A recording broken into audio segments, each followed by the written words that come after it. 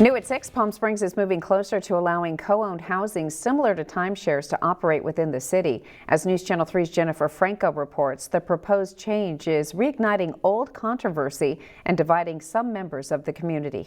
This home in Palm Springs is owned by several people. It's among 5 managed by San Francisco-based company Picasso, which operates similarly to timeshares. Even though timeshares are not allowed in the city, more of these homes could soon be popping up. Some residents here in the Vista Las Palmas neighborhood in Palm Springs who are opposed to the business model coming into their neighborhood say that they are more than disappointed with City Council's decision.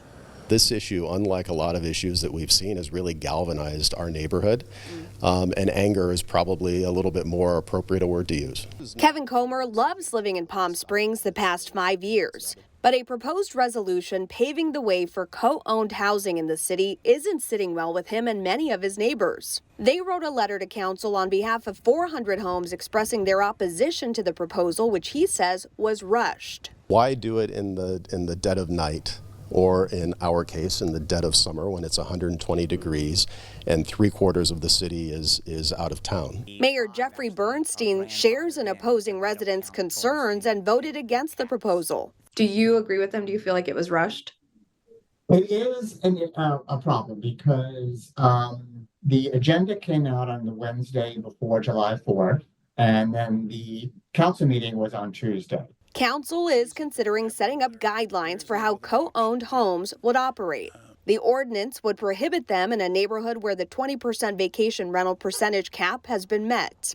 Only 2 would be permitted per neighborhood with a total maximum of 30.